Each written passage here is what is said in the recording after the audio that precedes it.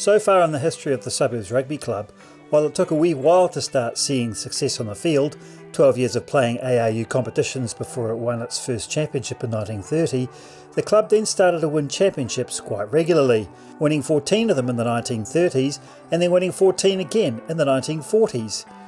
The 1950s started superbly so far as winning championships went for Suburbs, as the club won 4 championships in both 1950 and 1951 and then again in 1953. They won 3 in 1952, and then they won 2 championships in 1954, 55, 56 and 57. Suburbs also won the Silver Football in 1951 and 53, and then the club won the Southland Shield in 1957. However, no more championships were won in the 1950s, despite the club performing well in many grades in both 1958 and 59. The club had still won 23 championships from 1950 to 1957. And while those 23 championships represented an increase from the 30s and 40s, the club was fielding so many more teams by now that the number of championship wins proportionate to the number of teams the club had not really increased at all. The reason for this was simple. There was just so many more teams playing across all the grades from so many more clubs.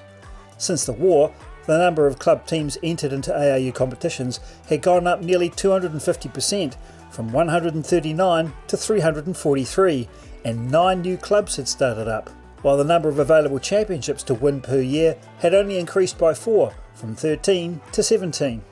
One of the club's successful teams of the 1950s won the 7th grade championship in 1950, the 6th grade in 51 and the 5th grade in 52, and starred players such as Alan Richards, Russ Cahill, Pete Norwood and Graham Carter.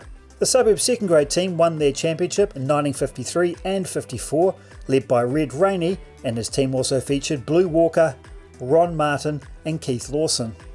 Another Suburbs team that did well won the 8th grade championship in 1956 and then the 6th grade in 57, and this team featured Bob Cargill, Ross Grayson, Graham Connett and Cal Trainer. The most successful team during this time, and responsible for 5 of those 23 championships of the 1950s, was coached by George Bertode.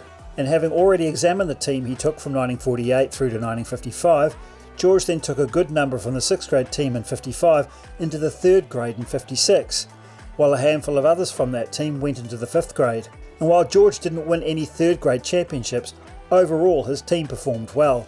56 was the most modest year for Bertode, winning just 50% of his matches, but the 3rd grade were runners-up in 1957 and a commendable 3rd place in 58, before George was promoted to coach the seniors in 1959.